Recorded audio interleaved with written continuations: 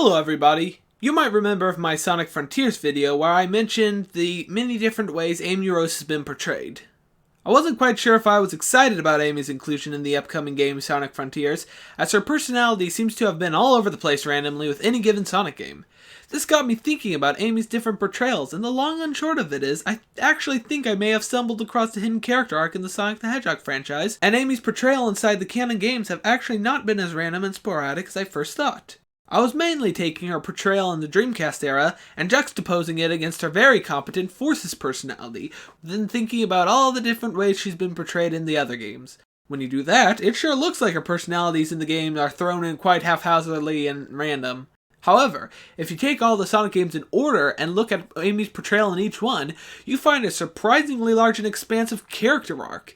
This would also be a rare occurrence of Sonic games referencing each other or having any real connection to each other besides being Sonic games.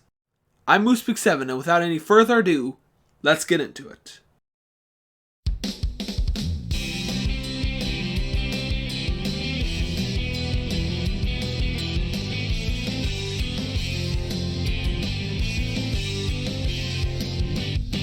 The character of Amy Rose actually wasn't introduced in Sonic CD like most people think.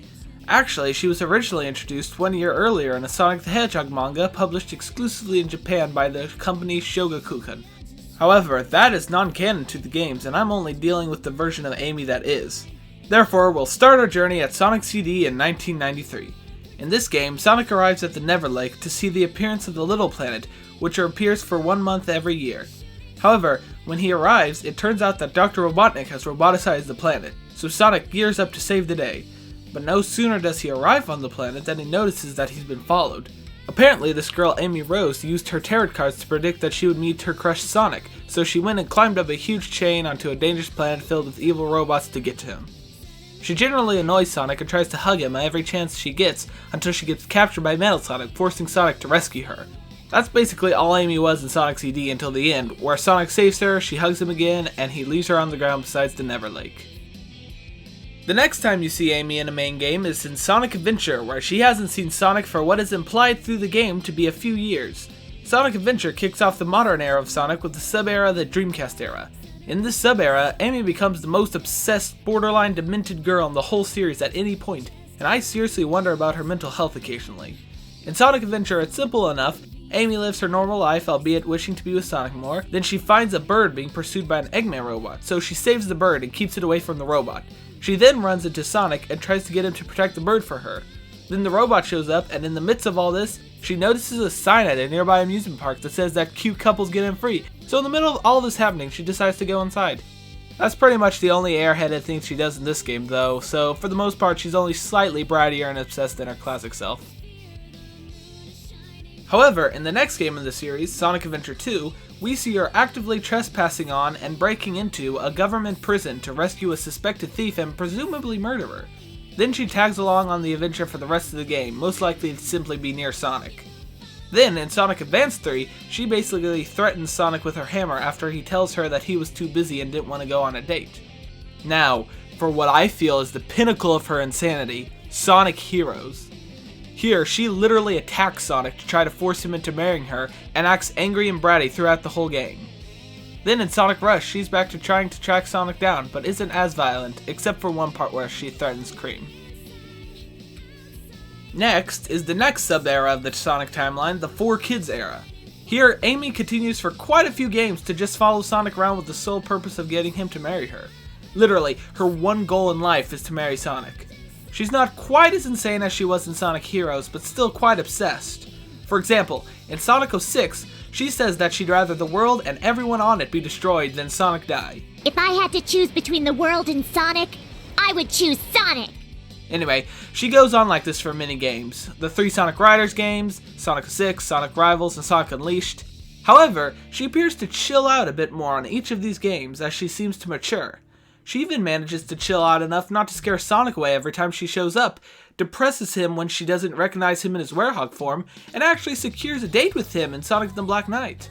However, she does attack him with her hammer when she thinks that he skipped the date on purpose. But generally, she keeps chilling out more and more. Then, something seems to happen in between Sonic Generations and Sonic Lost World near the beginning of the Meta era, as Amy seems to actually become a close friend to Sonic & Co. She appears to hang out regularly with Sonic, Tails, and Knuckles like in Sonic Boom, and not just annoyingly tagging along like in Sonic Adventure 2. So, when Dr. Eggman attacks and kidnaps the local animals, Amy stays behind with Knuckles while Sonic and Tails try to stop Eggman. Amy becomes sort of the guy in the chair, talking with Sonic over Miles' electric tablet. Then, in the next game, Sonic Forces, Amy has taken her tech savvy to the next level, using it to handle all communication work for the Resistance. She still loves Sonic, but is much more subtle and controlled about it. She mourns Sonic's death and rejoices when he's revealed to be alive, but he isn't her one goal in life anymore. And next, in the upcoming game Sonic Frontiers, she appears to once again be in Sonic's group of best friends with at least Tails and maybe Knuckles, and appears to be helping Sonic through the game. So, to recap, Amy Rose has a large character arc throughout the entire game series. She goes from being sweet and innocent enough, albeit naive, in Sonic CD, to descending into insanity and obsession starting in Sonic Adventure and accumulating in Sonic Heroes, then slowly chills out across the 4Kids era and early Meta era while still obsessively following him around. However, she then secures Sonic's genuine friendship in the late Meta era and starts hanging out with him and his other best friends, and finds her potential as a communications expert in Sonic Lost World and capitalizes on it in Sonic Forces. Then, in Sonic Frontiers, it looks like she'll actually go on one of Sonic's adventures without annoyingly tagging along for the first time in game canon Sonic history. And honestly, I'm very excited for that after uncovering this story arc. I'd be very happy if they went with a Sonic Boom approach in terms of the main characters. I'd really love to see Sonic, Tails, and Knuckles and Amy portrayed as a group of friends who hang out and go on adventures together in the main canon. The closest we've gotten so far is Sonic Adventure 2, but Amy was just tagging along and Knuckles was just kinda doing his own thing.